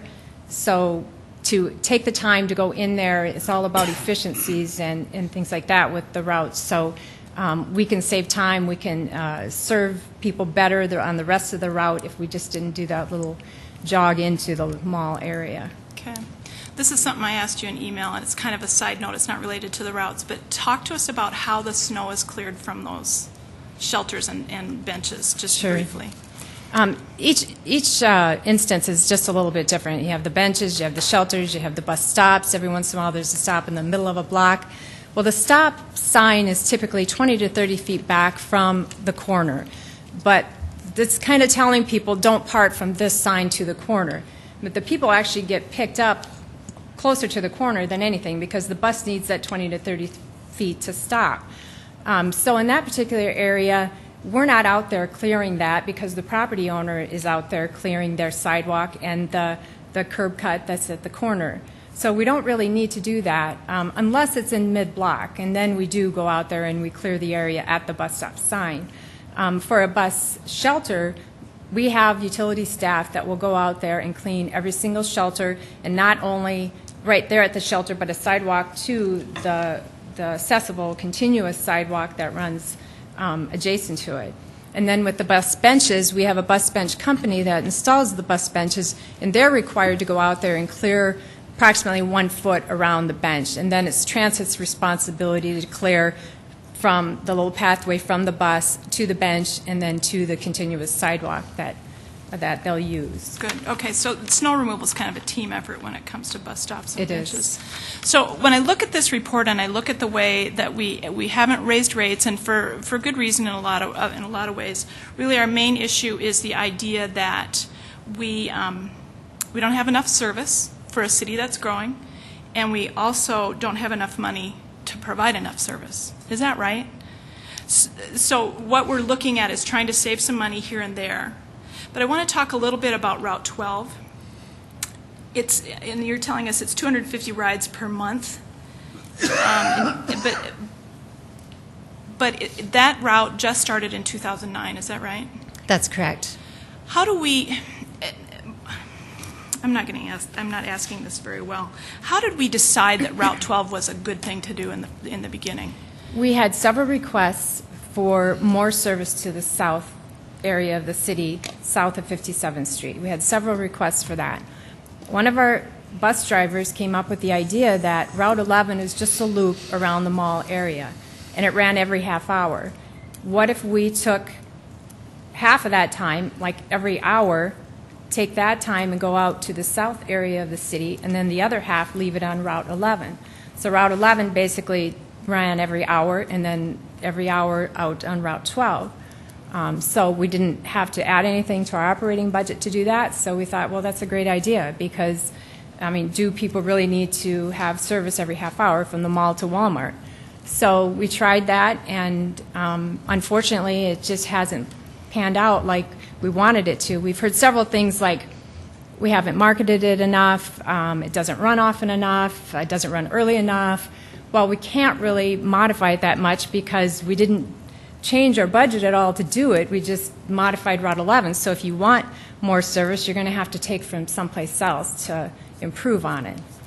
If we didn't change our budget to make Route 12 happen, how much savings is there going to be by taking away Route 12?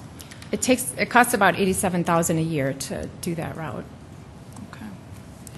So there was a group in 2007 that was part of that dream team and that driver was part of that conversation, I assume. That group, one of their goals was to make the fixed transit system more attractive so that paratransit we would take some of the pressure off of paratransit. If we think about Route 12, and it's on the screen if you're listening, it goes out to some places where there's some significant health facilities. There are some colleges out in that area. There are actually two quite large employers out in that area. Two of our city council members work on that bus route. So there's some growth going on there. There's some things happening there. And my concern is then that we're letting this go without maybe not giving it a chance. I realize it only has 250 riders, but starting this year we're going to build the Solberg overpass. And this council voted not that long ago to change the zoning in that area so that the businesses will grow there. Things are going to change there. My question then is, are there businesses out there right now that want to use it more? Are there businesses out there like behavioral health, Avera Behavioral Health? Do any of them buy passes, or do they help their folks use the bus service at all? From what I understand, Avera Behavioral has purchased passes. The quantity is pretty minimal, and a lot of the passes are at half price, so it comes to, I think it was like $100 in a 6-month period. So that doesn't really help us out all that much. We did meet with all of the educational institutions out in that area, Globe, North American. We did find out originally they thought they had like 12 to 15 students riding. Well, we met with each one of them, and they did some serious look at who was really riding the bus, and there was about 2 students per university. And we're not saying that that area isn't deserving of transit service. What we're saying is perhaps this isn't the right time. Maybe it just needs to build up a little bit, get a little more concentration of workers, of people that live out there, whatever, to be able to sustain a route. But at this point, it's just not there yet. And that doesn't mean we'll never go back and put another route there. But that's my fear, is if we take it away, we're never going to put it back because there is demand in so many other places in town. I mean, all we have to do is look at your demand map, and we know we have to go northeast, and we have to go farther northwest, and we need to go southeast as well. If we take away 12 now, will we ever put 12 back? Is my real fear. That's really my concern. Of the 53 comments that you got that are in your report, they came by email, they came by open house, people just talked to you.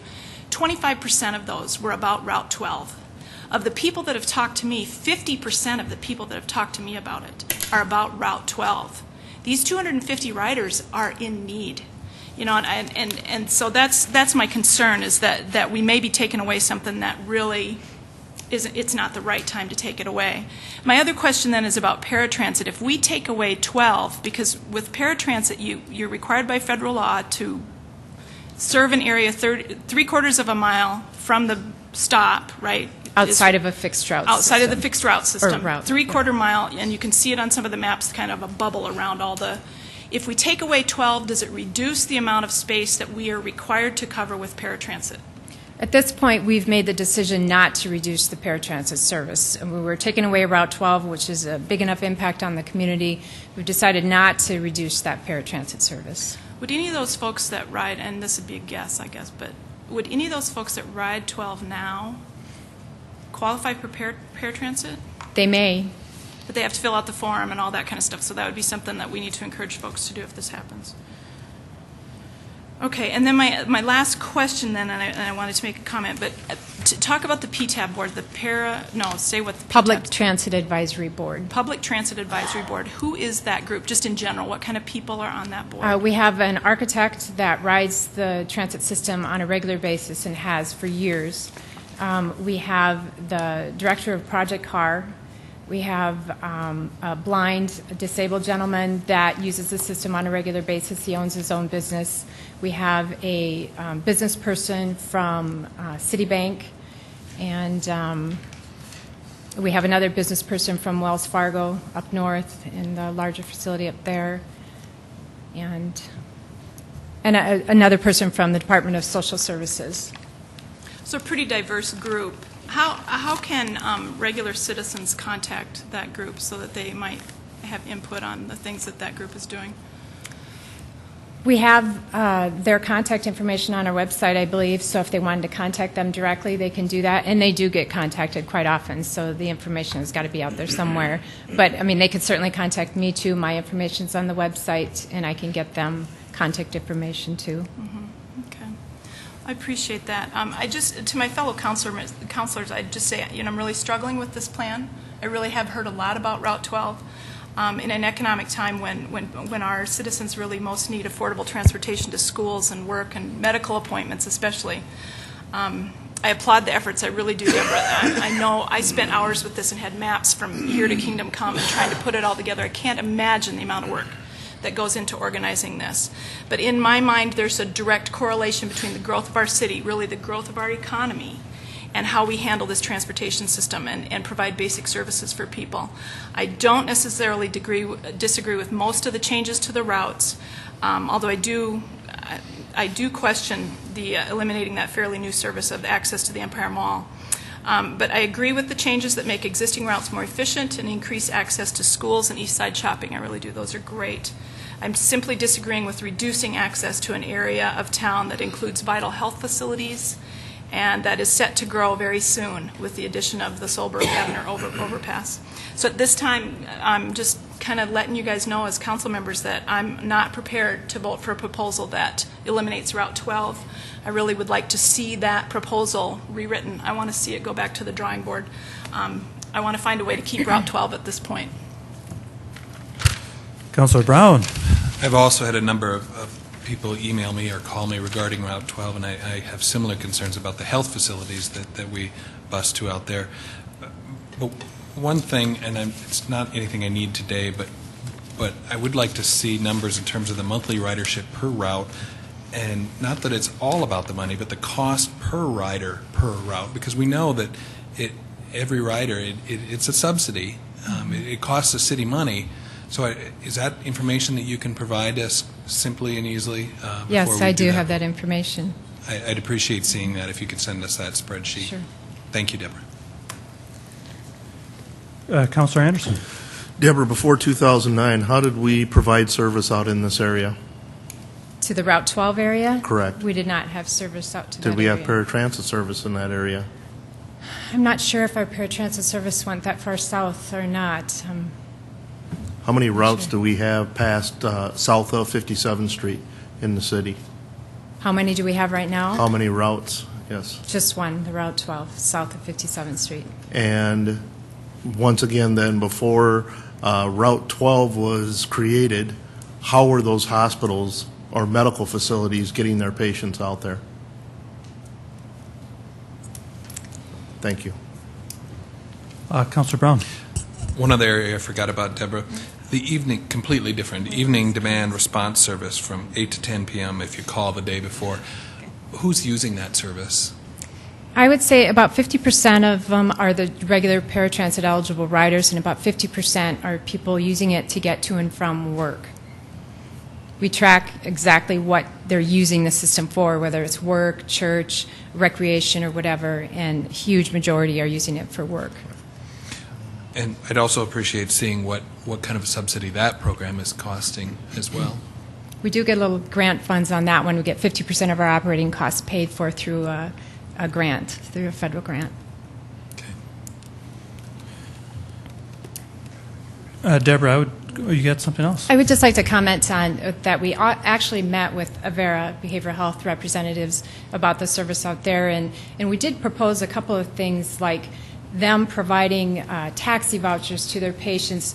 You know, we get them to the Southwest Center, so the only distance they have to go is from the Southwest Center to their facility, which is maybe 1.5 miles, 2 miles. We actually did the mileage from the Globe University. It was like 1.5 miles.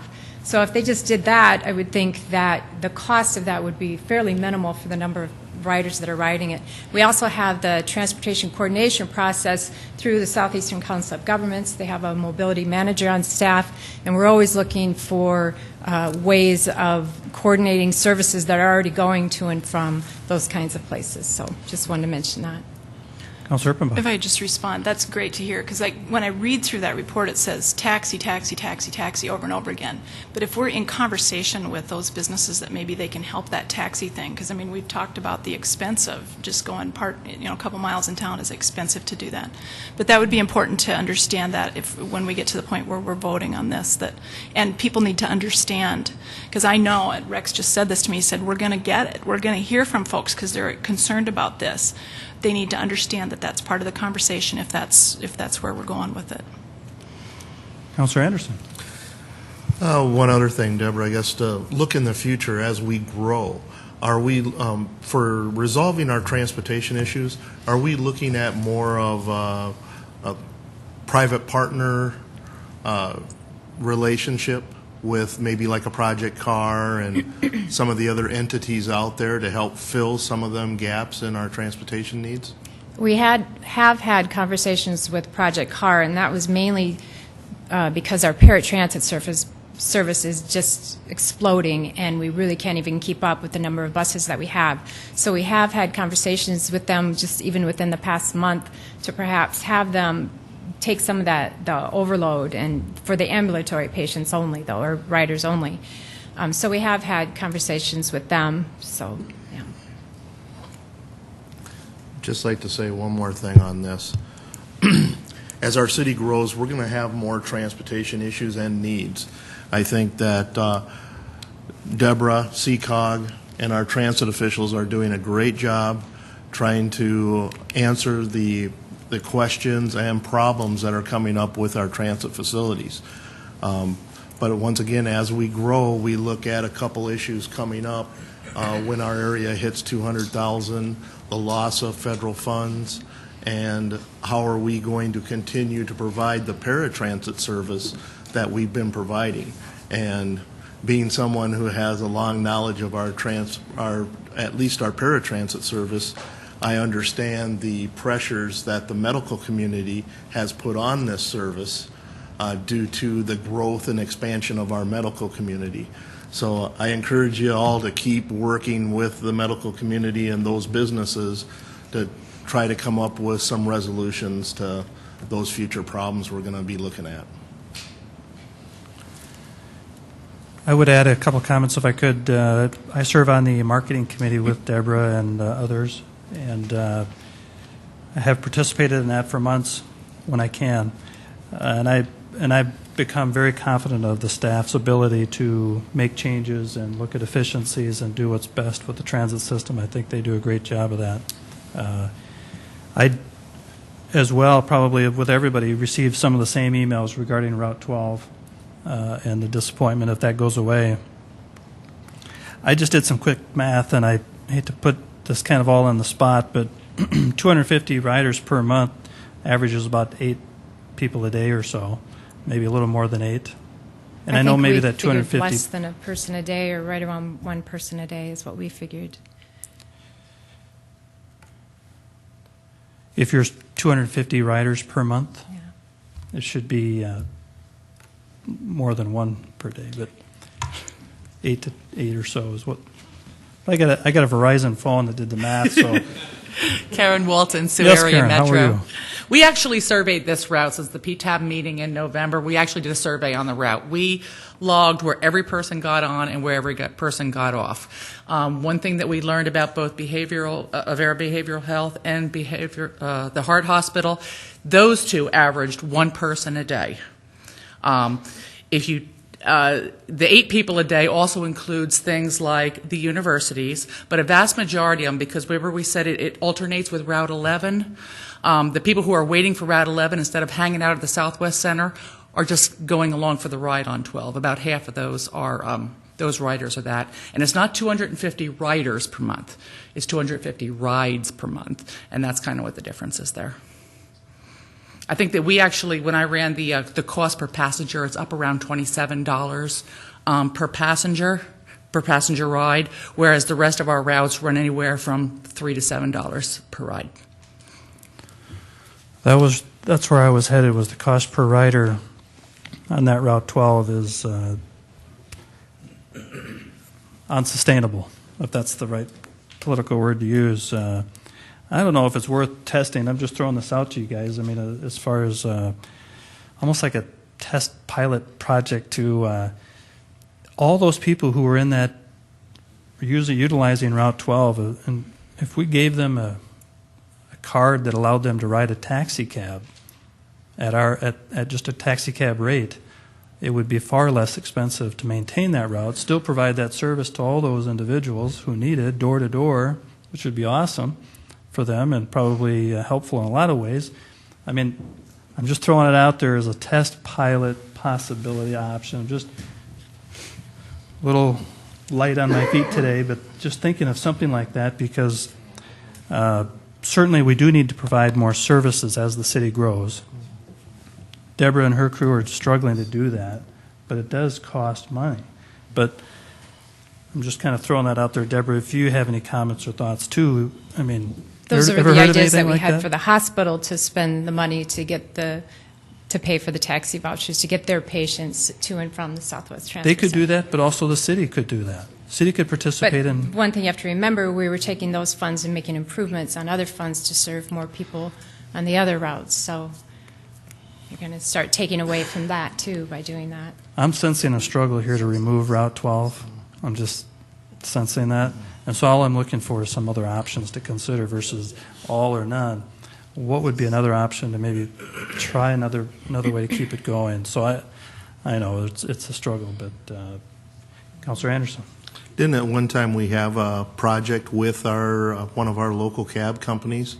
We had a project called Transit Plus, which was long before my time, but that dealt, again, with more paratransit riders than your regular general riders. I think they did a lot of school work and everything Yeah. to help us transport children that were going to be a little more difficult than just putting on a regular bus. Okay.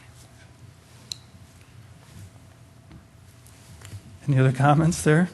Michelle, you're heavy into this. No, we're just having a side conversation about whether paying for taxis would be subsidizing a private industry, actually. But I think the point of all of my questions was that this is critical to a small percentage of the citizens in our population, and I don't think that we can just say, and again, I commend the group that did the study. It's a massive amount of information. But I don't think that we can just discount this and say, oh, we've done it for a couple years, it didn't really work very well, we're going to quit.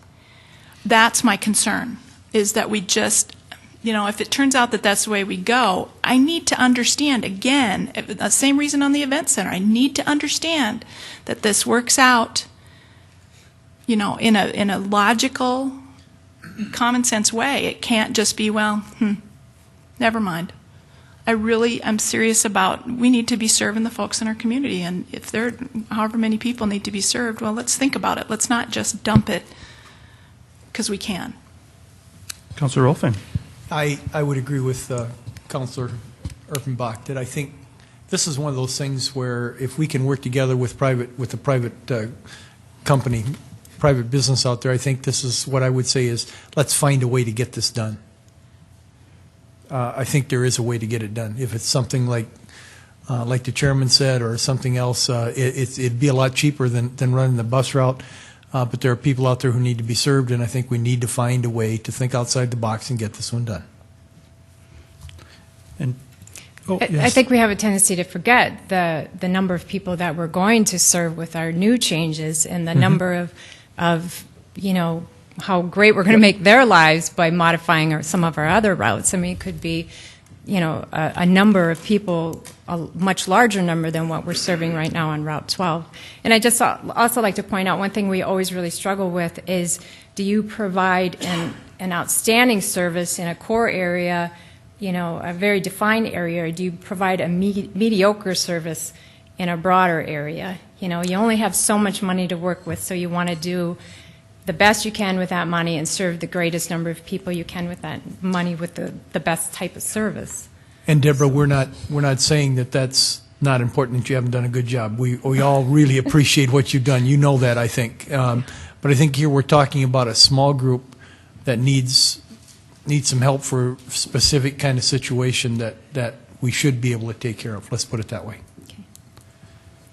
I just want to re-clarify this crazy idea about the cabs thing. Just the idea that what we're spending right now is some $7 million on the transit system. Correct. With a portion of that, not some portion of that coming from the federal government, but either way, the idea is the $7 million that's being spent provides the service that we have today. I mean, that's what we got.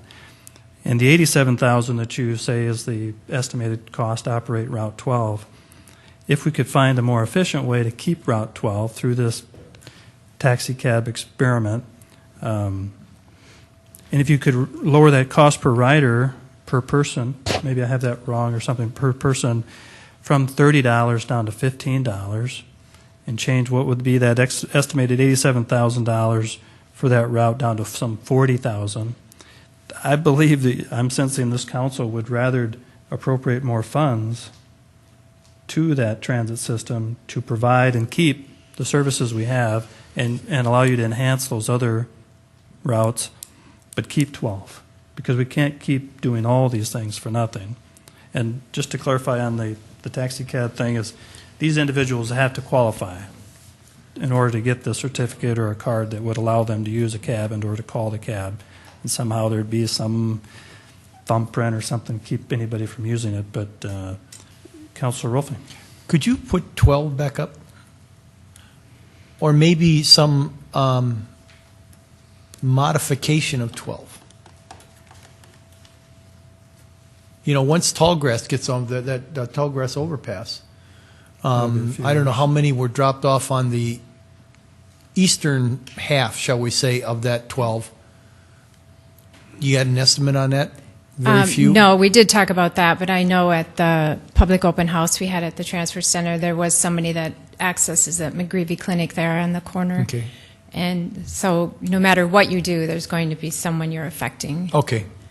So, maybe there's a way that we, if we're talking about healthcare here, maybe we're talking about healthcare and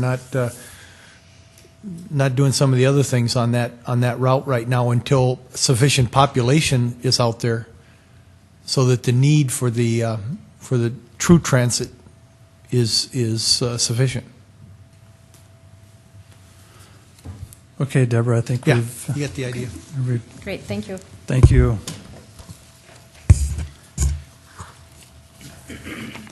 Well, we've had 2 hours of exciting conversation. Is there anything else that we need? Oh, Just Councilor one Urquhart. clarification for those folks that are watching and those folks that are interested in the transit system in general. Remind us when this comes to us for a vote. What's the day? I can't remember. I know Deborah said it. February 22nd. Next Tuesday. Thank you, Deborah. Anything else? Anybody have any other comments or questions? If none, we'll move to adjourn. We do have a Public Services Committee meeting, which is going to require about 15 minutes to set up. If the clerks would like to start at 6:15, would that be right? Would that be okay with the chair? Okay. We are